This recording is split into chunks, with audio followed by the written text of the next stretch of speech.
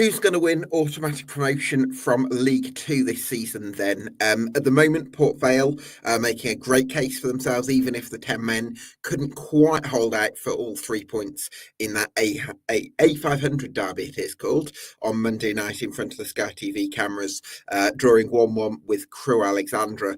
But still, they've been very much the team to beat so far. But Doncaster Rovers and MK Dons, to me, look like very good sides. Crewe Alexandra can't be underestimated, as we learnt last season. They reached the playoffs in 23-24, and they look like they could be on course for another top 7 finish. And who else from the chasing pack could make a name for themselves? Walsall, for instance, they drew 2-2 with Bromley in midweek, but they did win at Wimbledon last weekend, as Matt Sadler's side make huge strides from last season. Plenty to get stuck into then in this League Two podcast.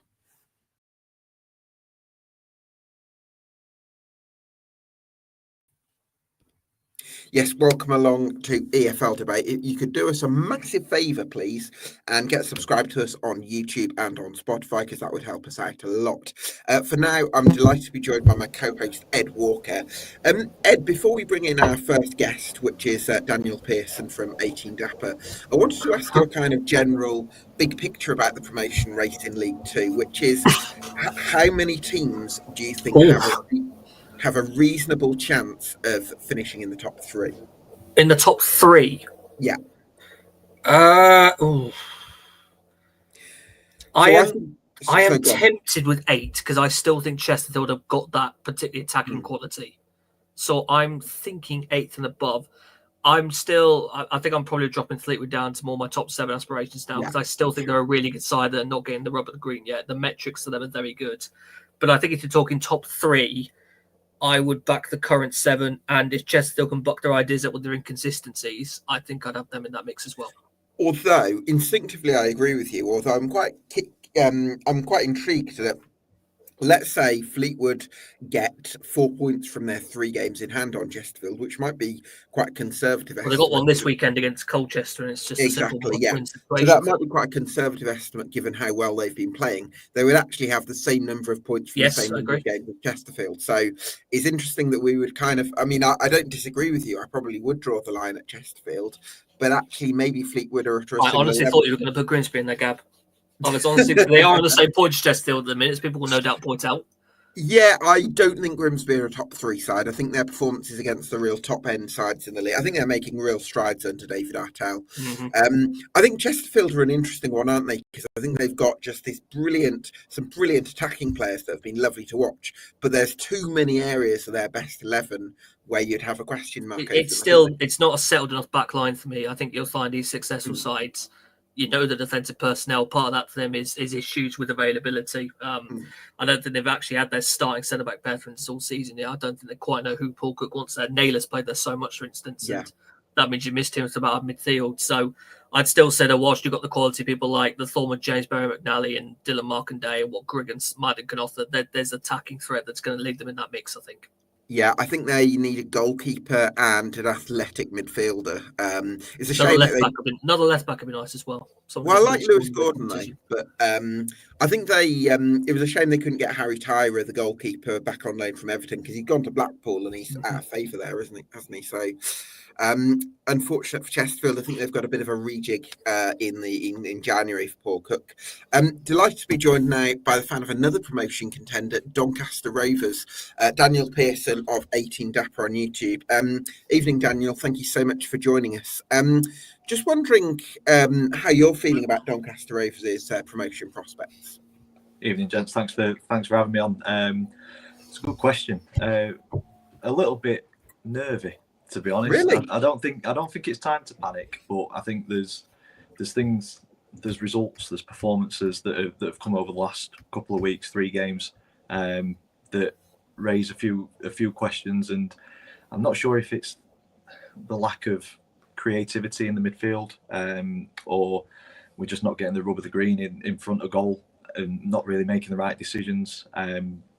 We just seem to be dropping points that I think if you've got the aspirations that Grant McCann says of winning the league, you need to be not dropping the points and not performing the way that we are.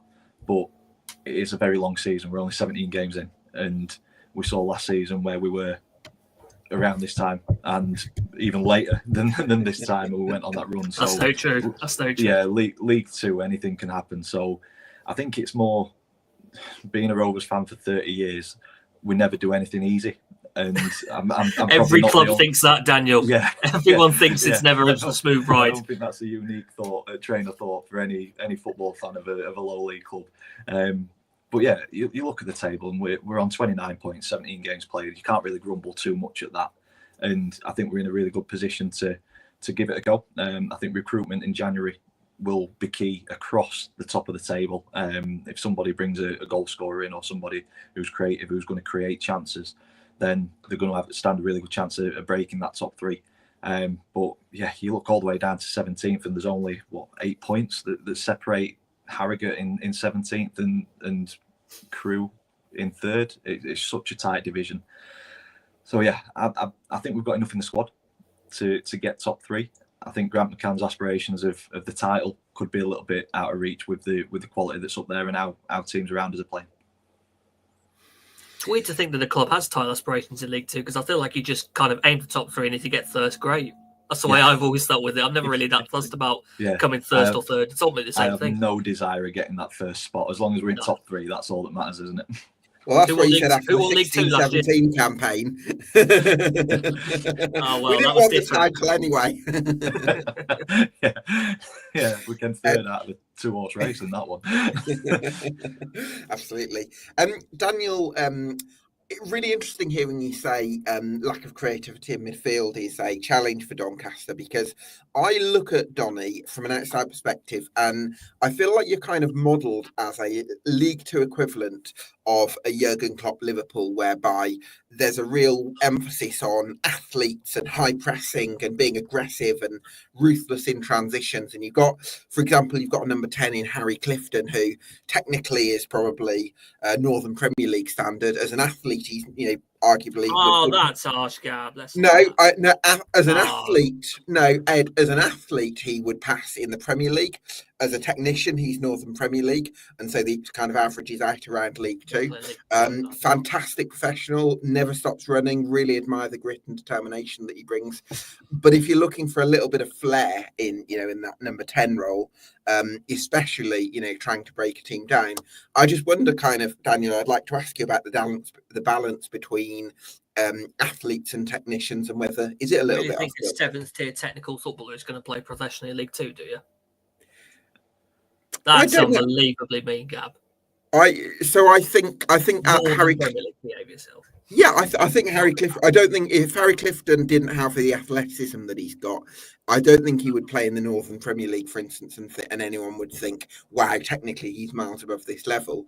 I think, meanwhile, as an athlete, if had Premier League level of ability, I think if he played in the Premier League, I think people would say he can't cut it physically. So there's just a massive imbalance in terms of his range of qualities. He's fantastic, phenomenal. So you're basically saying he's only not against Trinity because he can run about. Yeah, that's exactly what I'm saying. But I put a lot of value. I can see how Harry Clifton brings a real value, especially when you've got Billy Sharp up top, who can't run at all at this stage. So, I can see the value that he brings, but I don't think he's a technical player. I think you're not far wrong. I think the technical players in the squad, you've got to look at Molyneux and Gibson and what they provide from out wide. And I thought Sabara would offer a little bit more as well in terms of technical ability.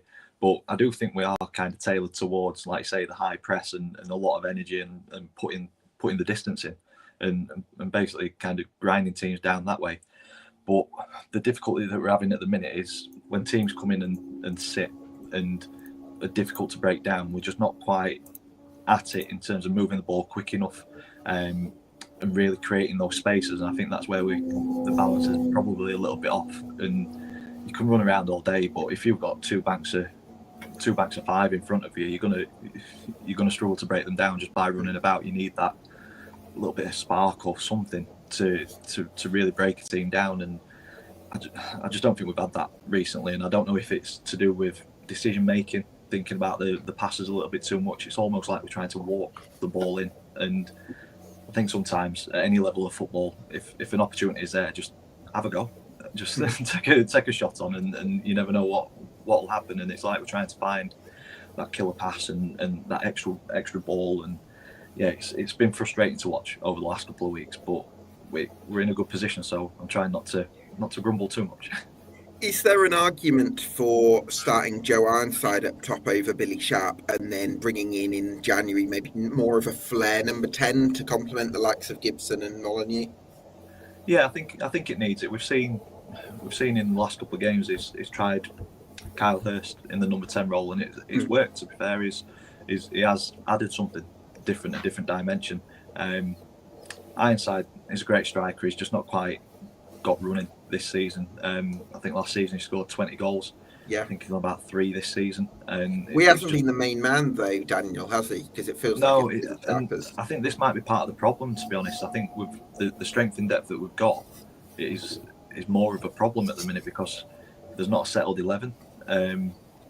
Sharp and Ironside have kind of rotated that role, and neither one's really got going. I think Billy Sharp's on maybe 5-6 goals this season, and Joe's on 4. You'd be expecting both of those to be in maybe not in double figures now, but a lot closer to double figures than what they are. And it's maybe sharing that limelight is having a negative effect on them, maybe.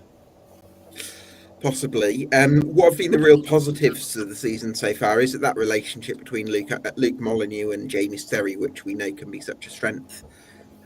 I think there's been real points in games where we've watched and seen the football that we can play. Real attacking, like I say, moving the ball around, and it's when teams come and want to play against us as well, and actually play football, and not just kind of sit in and defend and hopefully get something on the break. And I think we seem more comfortable away from home.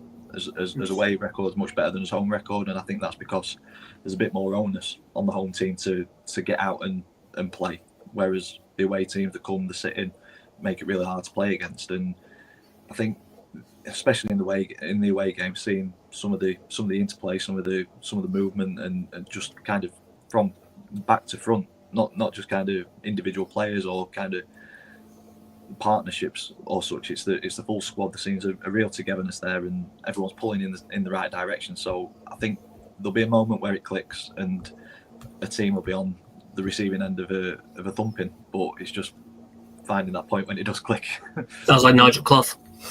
Yeah. Nigel Clough would always say that with Man Still to Burn. We're going to click and then we're going to thrash someone. It's going to happen. Well, hopefully Daniel Doncaster can thrash somebody soon. Where'd you play Swindon? That's some time away. Is that some time away? Yeah. That'll be my guess. I'll probably be Harrogate, actually, now I think about it. Harrogate tend to be on the end of a thrashing every now and then.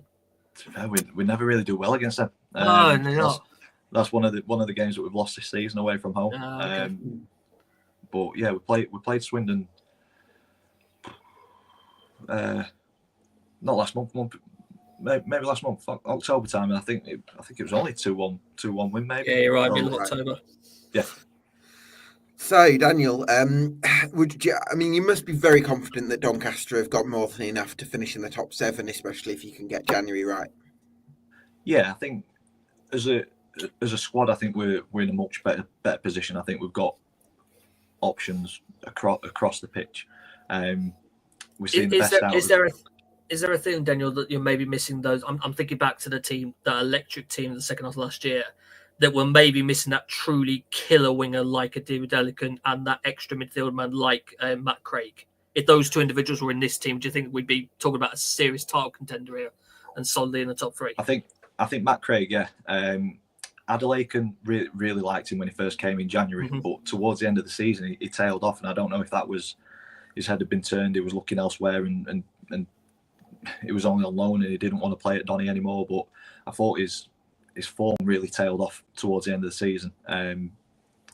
Really good player on his day. You can't get away from that and put fear in defenders in League Two. But I think we are really missing somebody like Matt Craig in midfield. But having said that, you look at Owen Bailey. I thought his performance level last season was much better than what it is this season, and I don't know if that's just kind of expectation that's been put up up really high, and he's just not quite hitting that at the minute. Does it feel like he's kind of having to cover Craig's job because there's not that consistent part alongside him, because we see Kelly sometimes in there and sometimes Close, and I think sometimes Broadbent, and I'm not sure if Grant McCann really knows who to put alongside him at the minute.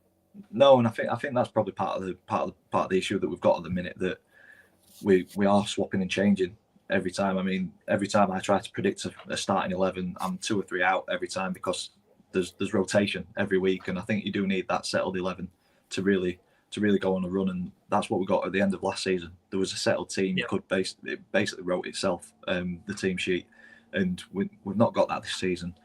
I'm hoping Sunday against Kettering. It's going to be a tough game. It's a banana skin for sure, but I think if we go there and we're professional, I think that might just kind of give us something to take into Fleetwood midweek, and then onto a busy December. But yeah, it's just 3 draws, a couple of wins in the last. I think it's three wins, 3 draws in his last 6. So yeah, I'm on a whinging a bit, but we're unbeaten in 6, and it's just, I'm expecting more from it. I think because it's been built up so much. Sure. To fall short against Notts County, Salford, and then not get a goal last weekend against Carlisle, it's just it's frustrating. But we've got to have enough in us to break that top 3 and hopefully go a step further than what we did last season. Final question from me then, Daniel. In January, I can guarantee you the ideal signing in 3 different positions that drastically improve Doncaster Rovers in those areas. Which positions do you choose? I would choose goalkeeper. I really like Teddy. I think he's a good goalkeeper, but the issue for me for a number of seasons now as a Donny fan is we've never really had a statement kind of steady, secure number 1 that's our number 1. We've had really good loanees like Seny Dieng, Ellery Balcon was half decent, but Lo Tatala last year. Yeah, Lo Tatala last year. None of them were ours. They're always on loan. So I'd like to see a real solid number 1 come in and really take that, because that just gives you your defence and everybody else a bit of confidence. A midfielder that can really create and grab a game and dictate the pace. And I think a striker that's a little bit different to Ironside and Sharp, somebody a little bit like George Miller, who we let go in the summer, who can kind of run in behind, plenty of energy, but he was never going to stay because he was wanting to play football and not be third choice. Have you still got Owen Goodman in the? Is it Owen Goodman? Jack Goodman, I think. Yeah, Jack Goodman. Owen Goodman's a goalkeeper. You don't want him up top. No. He's a Wimbledon's keeper. Jack Goodman, I believe he's still part of the setup. He might be out on loan at the minute. I'm not sure. Okay. Well, listen, Daniel, thanks so much for joining us, and all the best to Donny for the rest of the season. Pleasure, mate. Thank you so much. Top man, Dan. Delighted to be joined now by Simon. Ed called that perfectly, by the way, because it is coming up to 20 past. There we go. So he told you. Simon, good evening. How are you? Good evening, mate. How you doing? Been really good listening to Daniel. He's got similar challenges that the Walsall have got, really, where teams are expecting more of us now and they're sort of sitting back. So new challenges facing us. What are those new challenges then? Breaking teams down? You finding that a bit more difficult? Yeah, when teams are sort of just trying to sit in, and Bromley, like, we thought that was going to be not an easy game Tuesday, but they just played a very solid defensive line and then just hoofed the ball up into the corners for a throw-in and then thrown it into the box. So a very simple game. It's a bit like a basketball game yesterday. You have a go, we'll have a go, sort of thing, which is not really what you want, but that's what it was sort of ended up on. But big one for me, and this sort of tells me that Walsall are here for the long term. Last night is a game we would definitely have lost in the last couple of years. To go behind 2-1, the heads could have dropped, but Walsall just kept going and then got the equaliser, which we would, of course, loved to have won the game. But to grab a point from when it looked like we'd lost them all was a great plus for me.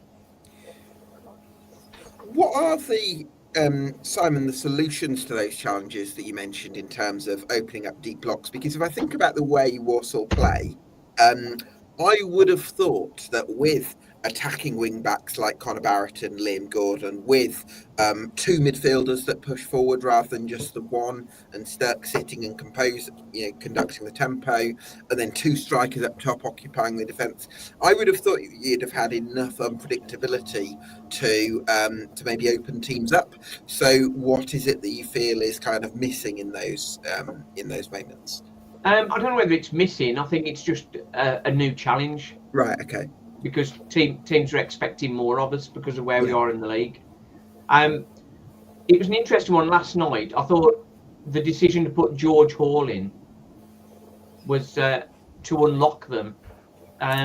Was an interesting choice. I don't think it particularly worked because of the physical nature of the game. He didn't have a bad game, but we almost sort of went to their level in some respects, and that's really, you want to impose your own play, don't you? But it seemed like we sort of went muscle to muscle with them, rather than trying to be stylish. Ed, what do you make of Walsall? Do you think they can overcome this new challenge that they're facing? Well, I mean, I'm going to say it straight. I'm extremely impressed with them. I think when you look back through a run of form to now, I completely agree with Simon's point that these games that it felt like previously about 12 months ago they would have lost, they're able to recover. There's a lot of fighting spirit in there. There are already blemishes, I think, in like the last 2 months is a cup defeat to Leicester in the League Cup, which can happen because it's Leicester City, and then that 6-2 defeat, which we just called a bit, which we said felt a bit of a fluke at the time, and I think it's proven to be in that way. I'm extremely impressed with how settled this lot group. The only thing that slightly worries me, do Stoke look at Nathan Lowe and think take him a next step? I really hope they don't, because I want a full season of him there. Well, that is a concern. If the loanees are pulled back, which has happened to us in January before. At the fans forum, we talked about the possibility of that, and they were aware that there is a possibility that could happen, and they've already highlighted other players that could come into there. But I mean, but that would be a disruption. Ideally, we want Nathan Lowe there for the season. Same with George Hall. I think perhaps part of the reason George Hall played last night is because Blues probably want him to be getting minutes. So I think maybe there was a bit of pressure there to play him, which I had a chat with. Sorry, Simon, can I just come in there? Because that's a little bit unfair, you might argue, on the likes of Charlie Lakin and Jamie Jellis, who have just been phenomenal so far this season. What I was just going to say was I raised the question with Finchy on my match preview. Should you change your winning team?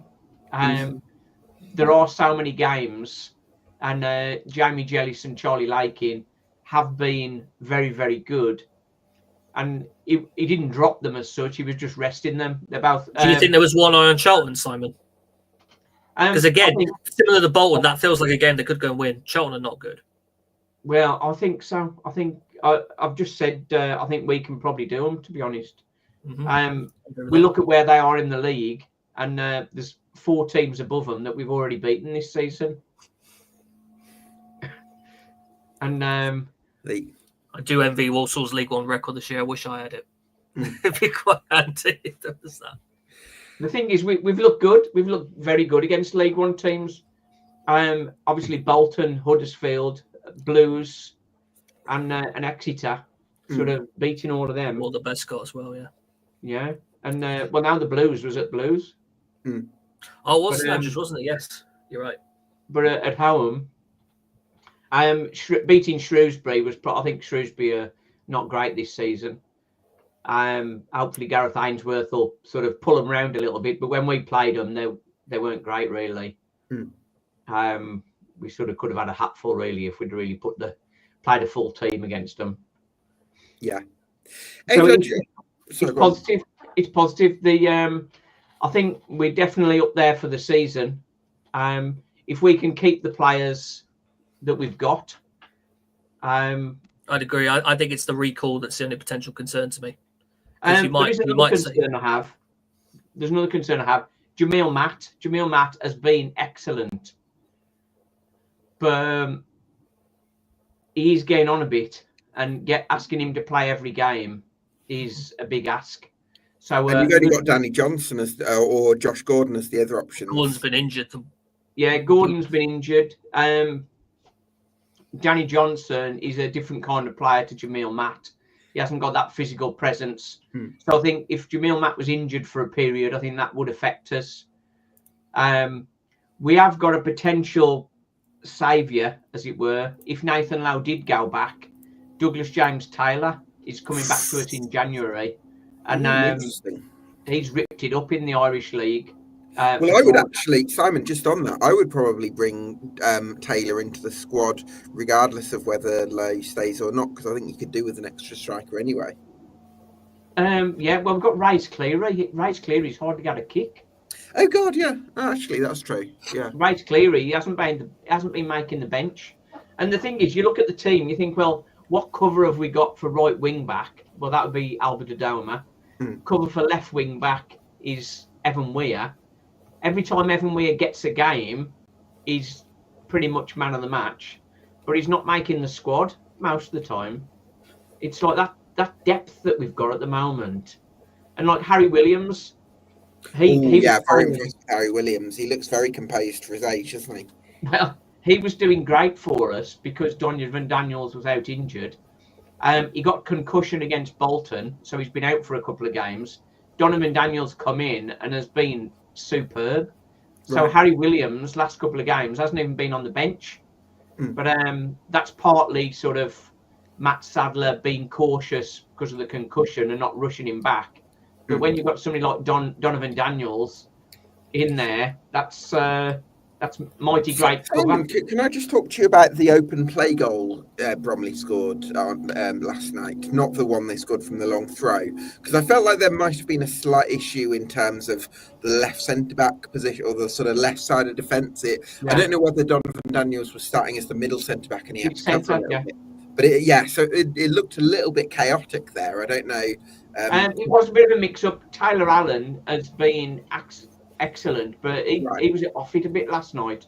And Liam Gordon was tracking his man and looked like he got the man, and the guy scored a goal from like a very acute angle into the roof of the net. It's some superb finish. Well, that was the thing, Simon, because I've not had the chance to have a second look at the highlight, but I thought like it almost looked as though Liam Gordon was the left centre half, which I know he's the left wing back. So I was like, it felt as though Taylor Allen was nowhere to be seen, which was just a bit of an odd moment. Well, he was at the edge of the box when it broke. He was at the edge of the box defending, and then the ball broke to the guy, and then he sort of was on the run with Liam Gordon then. So was it an attacking set piece situation that it came from or something like that? Yeah, I think they'd got a free kick on the halfway line and they'd sort of played it in, and then it was a bit of a mess kind of situation, and then it sort of just broke to them. But I mean, the finish from the guy was a ridiculously excellent finish. Sure. So it was worthy of winning any game, really, the way he scored. But so to get a draw in the end was really good. So, Simon, hypothetical question for you. I'm giving you the option to keep Nathan Lowe for the second half of the season, along with the likes of Reyes, Cleary and George Hall. So you go into the second half of the season with exactly the same squad that you've got now. Or conversely, Nathan Lowe gets recalled from Stoke, but you have the opportunity to strengthen the squad in 4 or 5 different areas. Which option are you taking?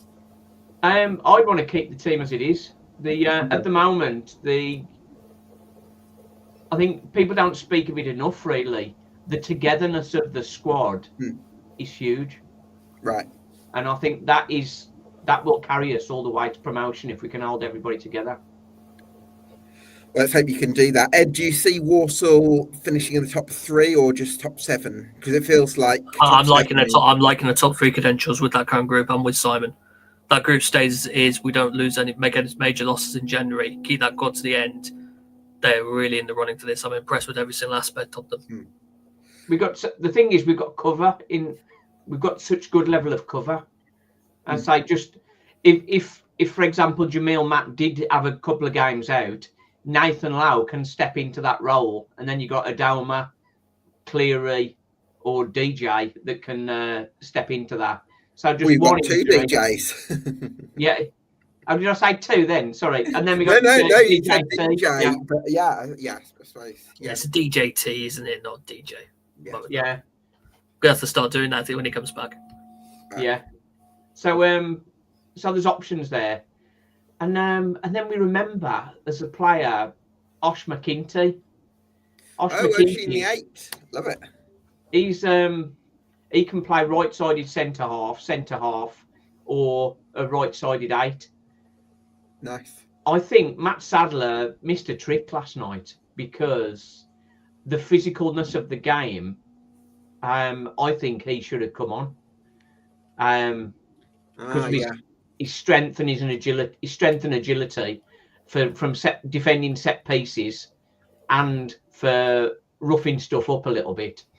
In the middle, you got Stirk was overrun a little bit last night, because George Hall is very good, but he's not that fighting, battling player. I was going to ask you about that actually, Stirk.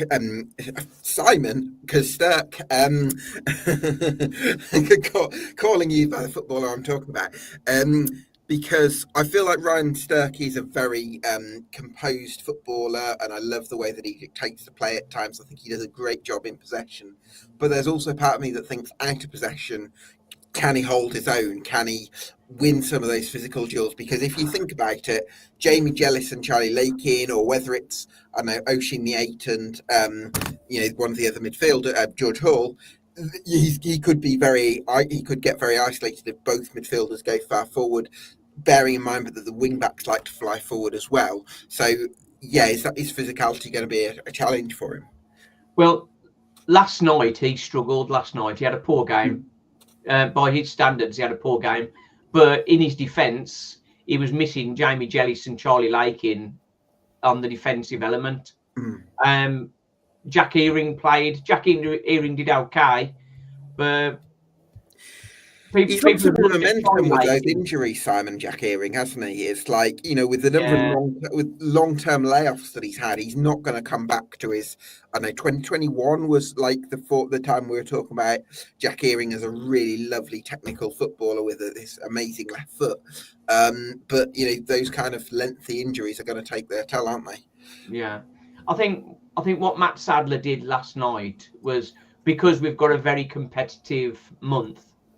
And we are really getting into the grips of things with promotion. He wanted to give game time to George Hall for the reasons I've already mentioned. And then Jack Earing, he wanted to give him more minutes to build up his minutes. And I think it's fair to think that he may have thought that Bromley shouldn't offer as much as the likes of Notts County and Port Vale are going to offer. So maybe that's the time to give him some minutes and to rest Lakin and Jellis a little bit.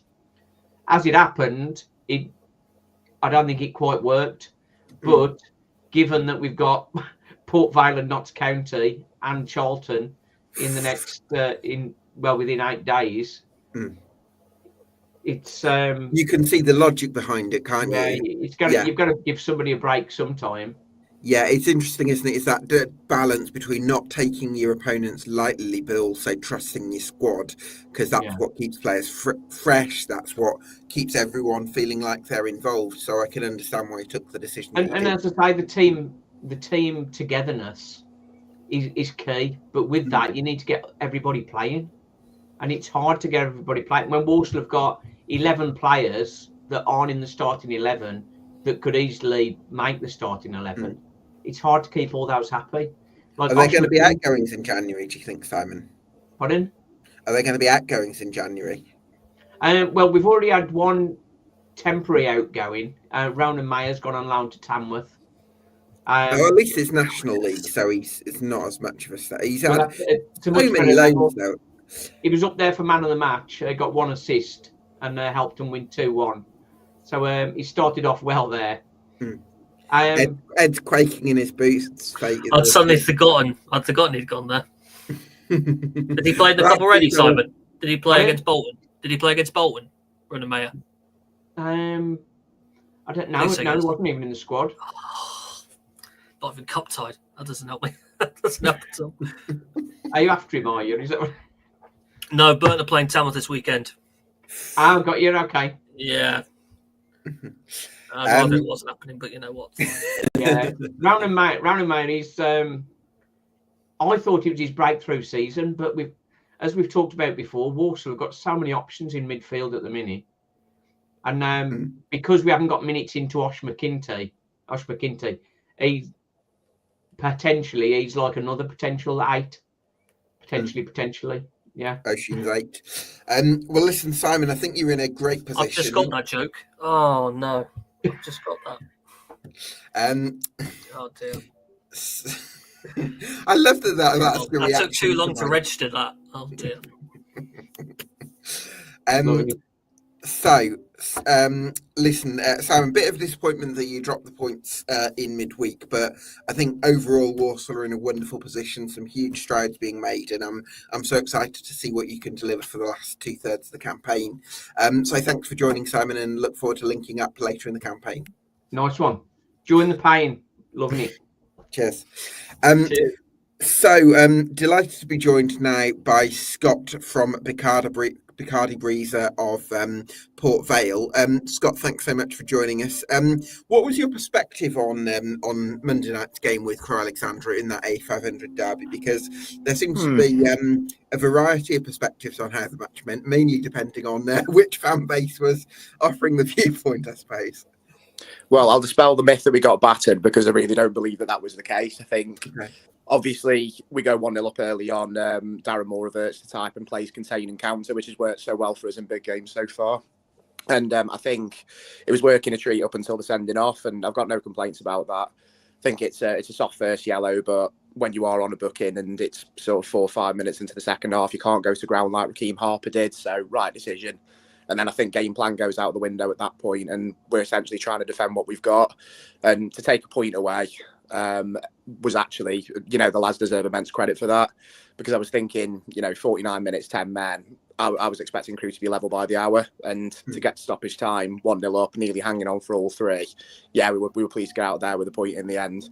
Obviously, the stats will look a lot more in sort of Crewe's favour into that second half, but I think up until that point, it was a really good game of football, and the red kind of spoiled it a bit, really.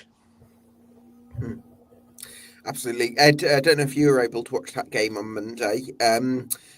What do you make? I was absolutely gutted when I found that deflected to Sharrock. I was gutted when I found out that it went off Holochick, because I really thought that was a completely clean connection that went all the way. But all of a sudden, no, I'm not going to knock him for doing that. Reflect the feelings. I don't know. The aftermath of this is still a bit overly egged to me. Maybe because of the derby thing, and your admin seems to enjoy having digs at everyone at the minute. I'm noticing, but I don't know who it is, but he's gone up another level this year. He's really getting on the back of everyone with the way this is going, and the back and forth between you guys and Crewe, I suppose, will always be the case. But I quite enjoyed that. I think generally I would agree. It feels like an okay result given the circumstances. Yeah, I think when you're in that position, certainly against a side who are as good as they are at moving the ball around and overloading out wide, you've got to take it. And especially so when, we're up against a back 3, and we've notoriously struggled to get runners in and around Stockley when we're playing against a back 3. I think he has a lot more joy when he's occupying 2 centre halves rather than 3. So, it was sort of a long evening for actually creating chances from our perspective. And it was just as well we did kind of go 1-0 up when we did. But yeah, I think defensively we seemed to be quite comfortable up until the red card, and that was the point where the game swung, really. Certainly was. I mean, you created some chances in there. Rico Richards is getting into some good areas at the moment. Are you happy with his contributions on loan from Aston Villa? Yeah, because I think he's a bit of a bonus, really, Gabe, in the sense that nobody really expected him to be as good as he was. I mean, loan players can be essentially as much of a breakthrough as an Ollie Arblaster, if we take a name from last season. And sometimes they can be a little bit of an unknown entity where, they're more cover players and they don't necessarily get a great deal of game time.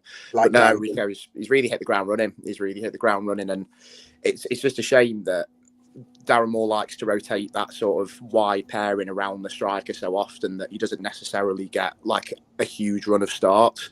So I think maybe that sort of hampers momentum a little bit, but every single time he's sort of certainly come off the bench, he's had a great impact.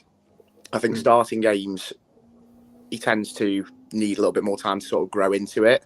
But no, as an impact sub, he's been really, really effective, and certainly in the most recent league win against Morecambe, he was great coming on round about sort of circa 70 minutes. Him and Benicio really stretched the game and sort of led to us kind of making the breakthrough near the end.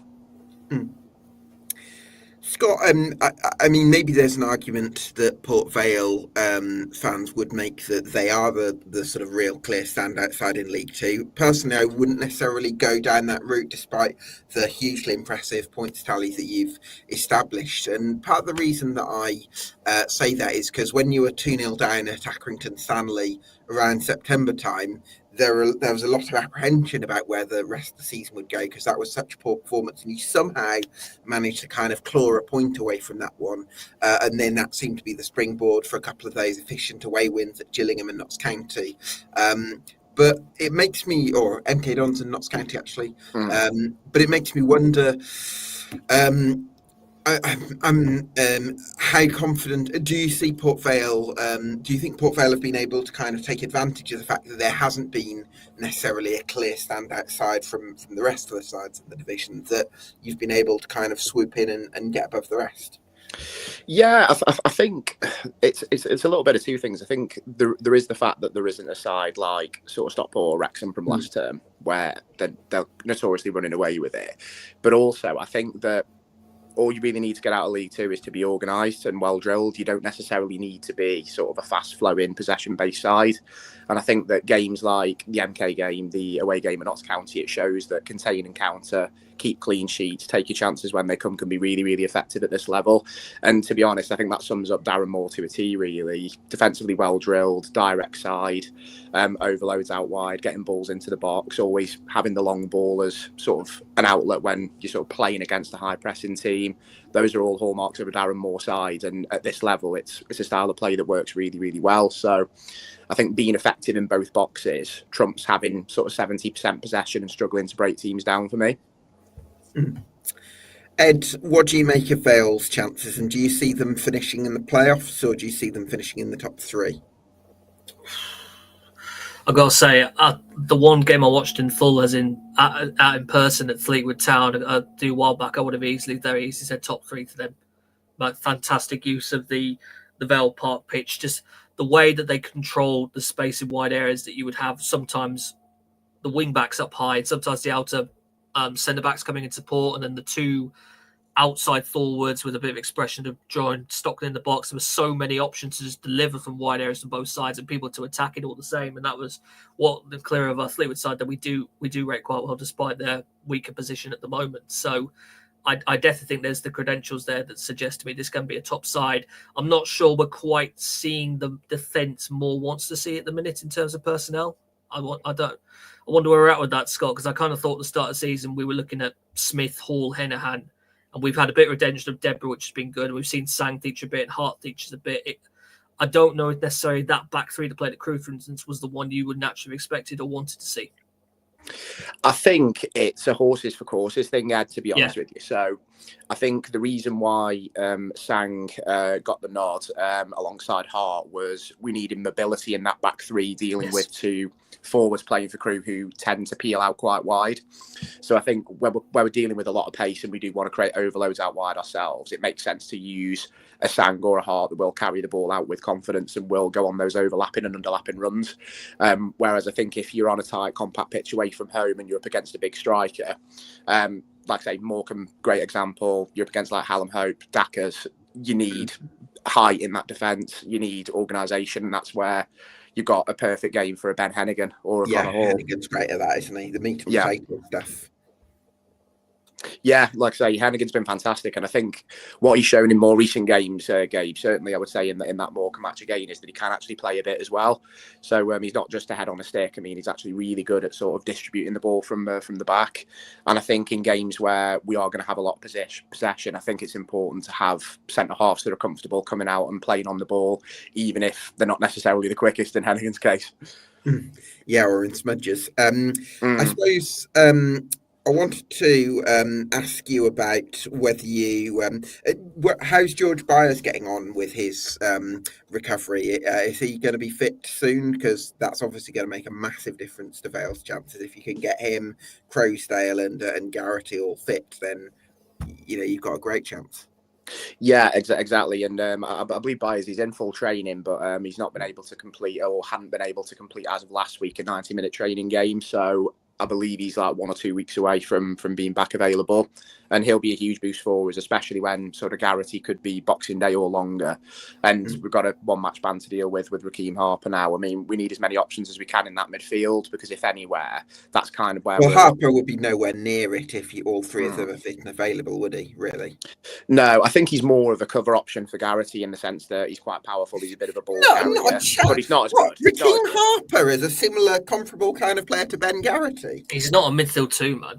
He's a guy you sit at the base to try and distribute some passes, and you get frustrated because he takes too long to make the second touch. Yeah, he raps about. He He gives you that element of Ben Garrity, but certainly not sort of the Rolls Royce sort of box to box. I can't believe I've just heard Harper compared to Garrity. No. Oh, Scott. Don't try and put Harper on Garrity's level. Garrity's there. Harper's like, I can't see the floor, but it's somewhere down there on the level of those two. Garrity's the best on earth for a reason. So let's have him on his own pedestal, leave everyone else behind. Yeah, exactly. I mean, to be honest, I mean, Ben Garrity on his day is probably one of the best midfielders in League Two. Like, and to be quite honest, he wouldn't be too bad. He's not a bad midfielder at League One level either. I mean, I know he's more mid-table level at that level because he's not as technical, but certainly for his work rate, certainly for his box-to-box prowess, the way he gets on the end of things, his timing of his runs, he's got everything that you need in that side. He's the perfect number 8 to have next to a Croasdale, and I think that's why sort of we miss him to the extent that we do. So Byers coming back in to sort of help sit deep, keep things ticking over while Croasdale can rat about. Now that's going to be really important over the next few weeks, certainly until Garrity comes back. So when Byers does return, is there going to be a temptation for Darren Moore to play a 3-man midfield and play 2 up top? Because if you think about it, then you lose your wingers. Where does Curtis doesn't go in the front two? Yeah, or Chislett even, but I'm just conscious, Scott, you brought in Laurent Tolaj, who absolutely ripped the National League up last season with Aldershot. You brought in, who's the lad from Scotland? Roy Patton. Yeah, thank you. He was brilliant. He was quite a big coup as well. He had some great reviews in Scotland. You got James. He got a free kick in him, Scott. I wasn't aware of that. Yeah, definitely. To be honest, I mean, he's unlucky not to have scored a couple. To be fair, I mean, I know he got one at Harrogate, but he was unlucky not to help himself to one in the cup as well. So I think having 3 strikers, all of whom would be easily good enough to start, makes me think that maybe having 2 up top could be an option, even though you have got really good wide players. Yeah, I think there'll be times for that, because certainly in the second half in that game at Accrington, we essentially ditched the wide players when all the width was coming from the wing backs, and we just put 2 up top, and that can work. But I think you need to be able to use that 3-man midfield. I mean, and I think it would have to be sort of Byers, Croasdale, and Garrity as a 10. I think that's really the only way that could work, and then the cut and thrust out wide would come from your. Although I kind of, sorry to just jump in there, Scott, but I actually quite like the idea of Garrity crashing the box from deep and actually. So having more of a conventional 3-man midfielder and like a 6 and 2-8. Wouldn't he anyway, Gav? Because let's be honest, you say 10 position, he's not going to be the guy who picks the ball up in tight spaces and slips passes through. Exactly. If he plays a 10, he'll probably still sit a bit deep and just make the run a bit later anyway. Yeah, that's be like that on the actual graphic anyway. I don't think it'd be like that on the pitch. Agreed. Yeah, that's exactly it. And the reason I say that as well is because I think certainly the likes of Chislett have struggled in the 10 this year. I mean, he looked good in the Morecambe game and also the Wrexham game in the trophy, where he was playing sort of in the Garrity role to sort of help him get on the ball and just sort of keep things ticking a bit. But Chislett really, I think he's better on either flank as one of those sort of supporting wide players around a Jayden Stockley or a Rory Patton or whoever we're playing in that sort of lone striker role. Yeah, that makes a lot of sense. So, Scott, what are Port Vale going to need in January, and is there much of a need to add to the squad in January? And if so, what's going to be important? Yeah, so what I would do, Gabe, is I think we've got some very, very, very good League 2 centre-backs, but not necessarily good League 1 ones. So I think if we're going to recruit in the back line in January, it needs to be a League 1 quality centre-half, comfortable on the ball and obviously able to win their aerial duels. Very, very important. I think if any of the lone players that brings up a question, sorry, generally for both of you. What is a League 1 centre-back nowadays? Is it a guy who's got 200 plus appearances in the Championship that's coming down to League 1? Or are there guys who we've seen in lower leagues that have suddenly come up and we said actually they're League 1 standard? I'm not quite sure where we sit with that now with League 1 defenders. Yeah, it feels like the ones that you call proper League 1 defenders are the ones who used to play Championship for a long time and have spent the last couple of years maybe in the third tier level. Yeah, I think pace is going to be really important in that sense, Ed, because that's really what we're kind of lacking in our better defenders at the moment. I mean, I absolutely love sort of the bones of Connor Hall and Ben Hennigan, but they're both so slow. Like, You don't get big lads with pace, though. Unless you're a freak like Van Dijk, and that's elite level. You just don't. You have to have one or the other. I know there's a trend nowadays we see, which you guys do, and there's a lot of teams that do. You kind of play a back three now where you've got like one actual natural centre back and then you just kind of play two full-backs out wide because you're a bit more focused on that in possession play and people are naturally just comfortable making a bit of an overlapping run. So it does feel like we're slowly sinking away from the idea of having like three big brutes at the back. It does feel like we're going away from that now. Yeah, I think if you could find a better Jesse Deborah, I think that would be perfect. I think people are a bit unsure of him at League One level because, like I say, he struggled in big games. He was thrown to the wolves a little bit. But like in League Two, obviously with kind of Darren Moore sort of man-to-man manage him, he's been a hell of a lot better at League Two level and a lot more comfortable and assured. So, I mean, hopefully he could sort of kick on and this could be his springboard. But I think a lot of Vale fans would say that, look, we need to get better in that back line and we need to invest in centre-backs if we do get to League One. Where are we with goalkeepers, Scott? How are we with Ripley? I think he's redeemed himself this season for sure. I mean, he seemed to start last season really well and then go off a cliff in terms of form. And then he was a little bit suspect early doors this year. And then since we've gone on this sort of run of games where we've gone on sort of a long unbeaten run, he's kind of rediscovered his composure a bit. And so I'd be tempted to stick with Ripley, to be honest. I don't think we've really got a huge problem there. We definitely need cover for Ryan Croasdale because we don't have a CDM cover really other than Jason Lowe, and I just don't think there's the mobility in a body like that in midfield, but also even for such an experienced player from set play situations where you're defending your own box, he has this tendency to switch off and leave his man, and that has cost us goals both this season and last season. So I'll be looking to replace him sort of and get better cover for Croasdale, and otherwise I think if anything does happen to Jayden Stockley, we don't really have a target man as an alternative. Well, Lawrence Ladge can operate as a... it's not Stockley, Gab. No, he's not Stockley, but he can do a little bit in the air, can't he? Because that was the review from, I think, Tom Williams, based on his time at Aldershot, where he could win some head. You wouldn't necessarily want to rely on him in that sense. The service would have to. But I think of Stockley as just a flat track bully. That's what I quite like about him, and I'm not sure Tolai is quite that. Yeah, the issue with Tolai is he's got everything to be a top quality striker except for a first touch, and I think that's what lets him down. I think if you're going to play him with his back to goal, I think he miscontrols it. It bounces like 5 yards off him, and the defender's nipping Sounds like Lucas Akins. Yeah, that's it. I mean, he's got. If you play it into his feet, he can turn his man, no problem. He's got pace, he's got power, but he cannot. He can't hold the ball up and make it stick because his first touch just isn't good enough. So. Right. I think that would be my only issue with kind of playing him as a 9. However, you can do worse than giving him a go. Interesting. So maybe another striker. Well, that would be a lot, wouldn't it? But maybe a backup to Stockley. There we go. Get my stocks right. So what's your instinct on where the season's going for Port Vale then, Scott? Do you think you'll finish in the top 3 or do you think it'll be the playoffs? Yeah, I don't see any reason at the minute why we can't finish in the top 3 game, to be honest. And I say that because we are so well drilled at the back and, we're picking up results against the other sides that, are in the running. And I think we just have a little bit more consistency at the moment than the likes of Notts County, which makes me think we'll last the course. Squad depth is massive for us, has been so far, and I think will be from January. And as long as, the Shanahans are prepared to back Darren Moore in the transfer window, I think we will last the course. But like I say, that transfer window is going to be massive. There are going to be other clubs that might lose players and they've got to replace bodies. We might be in the same situation. There are injuries and suspensions that will obviously come into play. So, yeah. You haven't really got any... I've noticed it feels a bit different to maybe some of the other sides, but you haven't really got any low knees that you'd say are potentially damaging recalls. Brandon Cover maybe, but I still think there are guys who could play that right wing back role.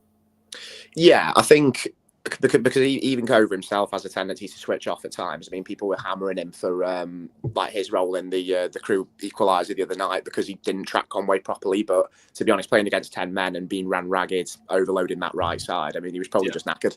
So you can't really blame him too much for that. But there've been a couple of instances this season where maybe he has sort of been sold by his man a little bit too easily. So I think you can replace a player like that, definitely.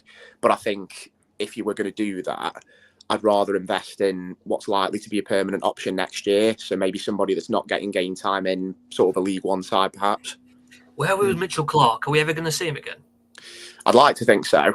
He's now recovered from the broken neck he sustained in pre-season, but he's had to really kind of work his way back to fitness slowly. He only got cleared for like heading training like 3 or 4 weeks ago.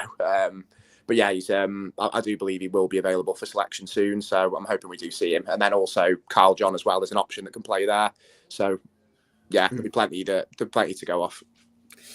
Yeah, well, certainly got plenty of options there, Scott, and certainly looking good for a promotion tilt this season. So best luck to you, and look forward to catching up later in the season. No, cheers, Gabe. Pleasure as always. Same to you as well, Ed. Nice one, Scott. So Ed, a few other teams to discuss in this sort of League Two promotion picture. Crewe Alexandra, the side that Vale drew with on Monday night. I think they're in the top 3 in going into December. Well, going into the last week of November. I think we have to take them pretty seriously now, given their pedigree of having got to the playoff final last season.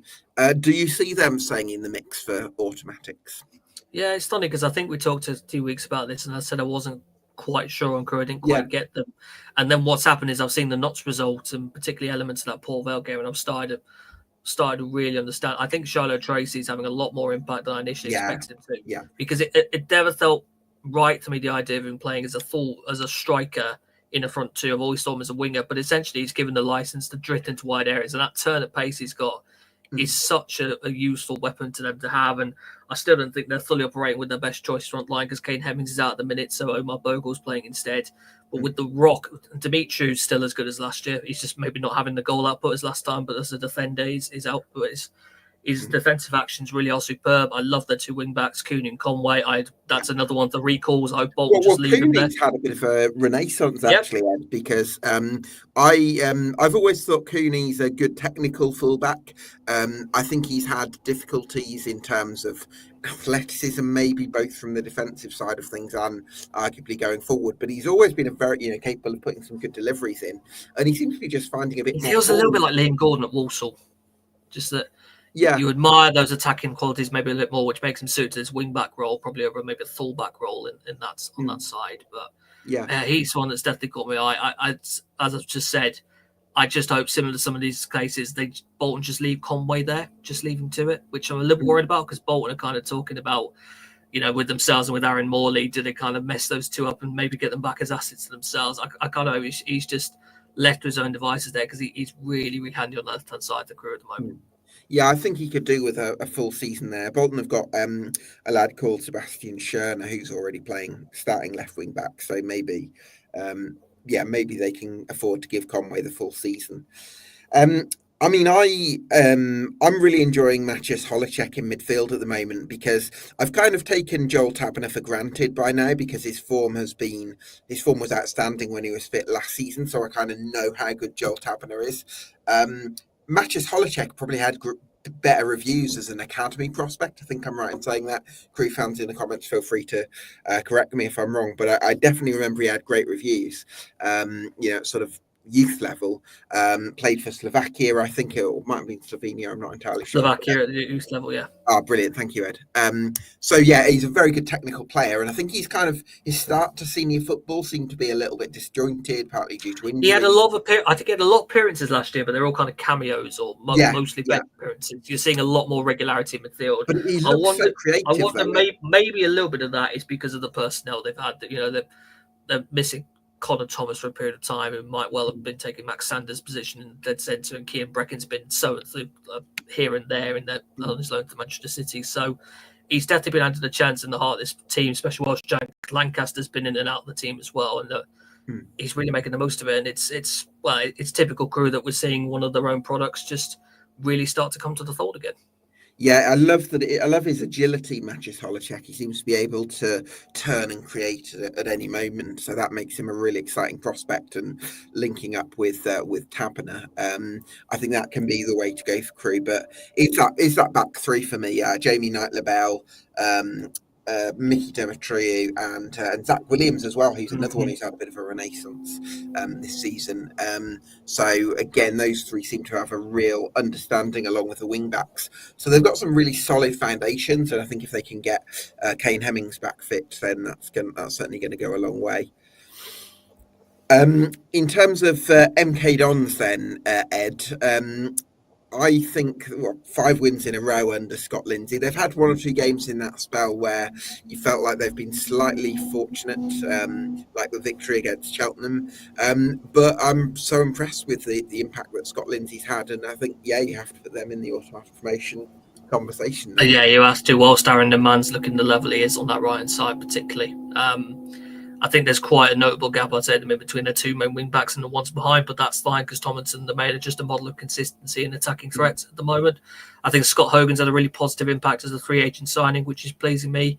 And he's getting a bit more consistency with defensive personnel, with Lawrence Maguire, with Sam Showing, with Luke Gothard. I think MJ Williams has slotted back in there a couple of times when needed to at the minute. Not quite sure the exact makeup of that central midfield play yet. You feel like Liam Kelly's in there. But I thought initially it was going to be Lemon He Evans as the main partner, and maybe that might prove in the next few weeks that actually changes. But Ed, the one who's really impressed me is Kane Thompson-Summers, because just because of those games. It might be the home game before Cheltenham, where he played this lovely diagonal to Tomlinson on the left, and so his passing range is incredible. He's a great ball carrier as well. I think he could just be what MK Dons have missed at the base of midfield. You do think that, I remember seeing Thompson-Summers a little cameo during his time at Halifax, and you're looking at a midfield that's just very smart and casual with his passing. Intent is always to go forwards. He's smart with it. He'll play it short if he needs to. He'll try and hit the sides if he can pull it out a little bit more. He's precisely what you want, really. You think Scott Lindsay's 2 midfielders as a pair of essentially controllers. We know what Liam Kelly offers, and it feels like Thompson-Summers maybe does that a bit more than Lemony Evans, who was felt to me like maybe a little bit more energy and versatility that makes him an asset. Yeah, absolutely. I think in terms of MK Dons, I definitely expect them to come into that automatic promotion equation. They already are. They're only 2 points off the gap. Well, yeah, exactly. So especially with the right additions in January. Notts County, Ed, 3 games without a win for the Magpies. Goalless draw with Newport County. They did have the chances in that game, so they'll feel like they'll rue those spurned opportunities. But again, Notts County are going to be a real force, I think. Well, you don't rate Jojo Jones, do you? We established that a couple of weeks back. No, I think he's awful. You think he's awesome that they're not missing him, even though the form might suggest they might be just a little bit missing that individual quality. Well, I think some of the delivery, I don't like to think of players as good and bad. Look, Jojo Jones is a brilliant footballer. I'm aware that he has certain limitations, and I think that's valid and relevant to the conversation. I think some of the deliveries that he puts in are absolutely filthy. He can put it on a sixpence from the wing, like away at Grimsby last season in the 5-5. Like those assists from Macaulay Langstaff were just on a different level, like Premier League level. But I'm not surprised that they've improved defensively with more defensively diligent wing backs, because I feel like Nick Cerula, although he's been an attacking left back with Crawley Town, they're playing on the right, he has still got some defensive instincts. Same with Kellen Gordon, attacking full back, playing as a wing back, but he has got some defensive instincts. I personally feel, Gav, it's more the central defensive additions that are the reason for this improvement in Notts' defensive record. Just Alex Bass in goal, adding Jacob Badone to the back, adding Maddie Platt in there, Lou Macari coming up to the level. It always felt to me like it's just at back three, it's just better than it was last year. I think you look at individuals who were great in the National League, and I think Luke Williams and maybe Maynard wanted to try and see if they could handle League Two up to a level. Certainly Williams in the case, and we've kind of shown that actually they did need to upgrade to get themselves up to the next level and pursuing League One. I agree. I think there's lots of factors. I don't think you go from having the worst defensive record in League Two or one of them to one of the best without it being a multitude of factors. So one of them, I think, would be wing backs that are a bit more switched on defensively. I think one factor is the better midfield depth. So I think if Matty Palmer gets injured tomorrow, I think they have got options now, whereas they didn't last season. I think the centre backs are improved. Like Beddo's way more comfortable and stronger in wide areas. Bass is a brilliant shot stopper. I think they're pressing better. You look at some of the work against the ball. For Notts County, I think that's got stronger as well. I think Sam Austin taking a bigger role has helped in that regard. So, yeah, I think there's 5 or 6 factors that you could go to, and it's been a combination of things, and I think it needed to be. And Alassane Jatta, who are just continuing to live week on week. Yeah, he's been brilliant, hasn't he? Do you know what? I love the ball from David McGoldrick to Jatta for one of those chances against Newport. So he's certainly getting in there, isn't he? And it's just kind of what makes me excited about eventual return of Joey Jones with Jatta still in the team with them, because we could talk about how good those deliveries were to Langstaff before as an instinctive poacher. Jatta's got the build. You could just fire that in there, and you've got a guy who are back to be a lot of defenders in the air with his instinctive presence. Yeah, absolutely. AFC Wimbledon then. Where are we on them? Are we seeing them should we treat them as an automatic promotion? I'd like to. I'm very big on. Yeah. I'm very encouraged by just how it's similar to Walsall. I think they're quite settled, but there is the option of depth behind. I think the most impressive thing to me has been the emergence of James Ball. Actually, is a very composed central defender, which I didn't really think was something I expected as Arsenal. I saw him as a bit more of a forward-focused midfielder, but he's actually slotting into that back line when necessary to play ahead of Lewis, Johnson, Harbottle, whoever that might be, to contribute defensively. I think that front two of Omar Bagil and Matty Stevens is one of my absolute favourite in the league. I think it just works so do you know what, though, Ed? That's a really interesting point, because before the season, I was actually expecting Josh Kelly to do what Matty Stevens has done, because although Matty Stevens had a brilliant 21-22 campaign with Forest Green Rovers, since then he had been disrupted by a couple of long-term injuries that meant me go a little bit cold on him, a little bit unsure as to whether he could hit those same heights, whereas Josh Kelly came in January with a bit more momentum. I think he scored a nice goal in pre-season, with a nice pass from Maycock, former Solihull Moors teammate, and you wondered whether they might be able to sort of strike up that understanding. But actually, the understanding to me has been between Stevens and Omar Bagil, because just like Stevens had that great partnership with Jamil Matt for Forest Green Rovers, Omar Bagil seems to be doing the same job, and it's freeing up Stevens to poach. Yeah, and I'd also say, a bit intriguingly, we just discussed the wing-back idea. They are kind of playing wingers, really. Northville and Tilly are wingers at heart, who are seeing a wing-back, and then there's the option of them having one of their own, Hussein Bila, I think, play on the right-hand side, and might give James Thurlong the whole lonely go every now and then. So it's a natural attacking formation, I'd say, with the wing-backs in there, but it seems to strike a really nice balance because of what Alistair Smith and particularly Maycock offer in that midfield unit. Yeah, I like Ali Smith. I think he's a great athlete, but he's can also pick a pass as well. Yep. And you know what? That's what I like about this Wimbledon side. I think they've got a real balance about them, and I think they've got lots of consistent sort of 7 out of 10 performers in that squad. And I think that level of consistency, I think, will get them into the top 7. Where in the top 7, of course, is the question.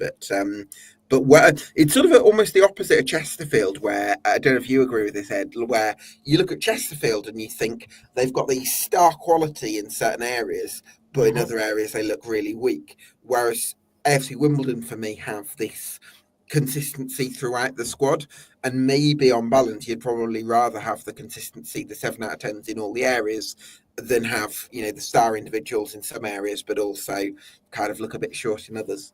It's as I said earlier, I think with Chesterfield, I absolutely love the forward options. I think the trio to play behind a striker, the depth of that position is ridiculous.